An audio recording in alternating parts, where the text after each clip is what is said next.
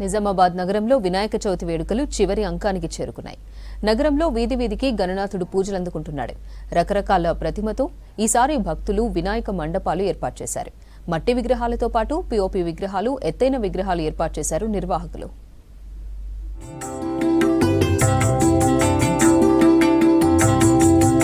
నిజామాబాద్ నగరంలో ఈసారి పెద్ద సంఖ్యలో వినాయక విగ్రహాలను ఏర్పాటు చేశారు. వర్ణి చౌరస్తాలో 1110 గుమ్మడికాయలతో ఏర్పాటు చేసిన భారీ మట్టి వినాయక విగ్రహం అందరినీ ఆకట్టుకుంటోంది.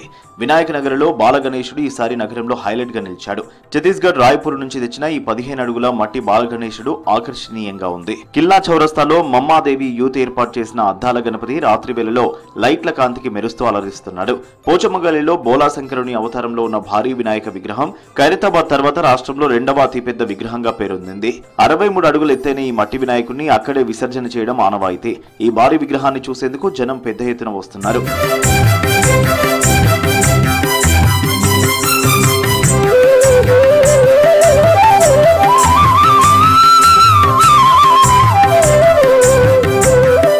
నిజామాబాద్ నగరంలో కిల్లా రోడ్ లో ఆక్సిజన్ గణపతి అందరినీ ఆకర్షిస్తున్నాడు. చుట్టూ పచ్చదనంతో ప్రకృతితో ఉన్న గణపతిని చూసేందుకు జనం పెద్ద సంఖ్యలో వస్తున్నారు. ఎన్ని చెట్లు ఎక్కువగా ఉంటే ఆక్సిజన్ అంతగా వస్తుందని చెప్పే ప్రయత్నం చేశారు నిర్వాహకులు.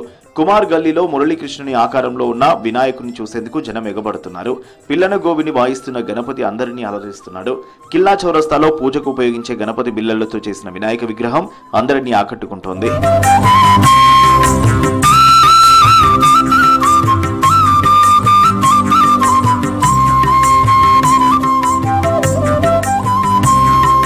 డోంకేశ్వర్ గ్రామంలో కర్ర వినాయకుడు భక్తులను అలరిస్తున్నాడు. ఈ కర్ర గణపతిని చూసేందుకు జనం పెద్ద సంఖ్యలో వస్తున్నారు.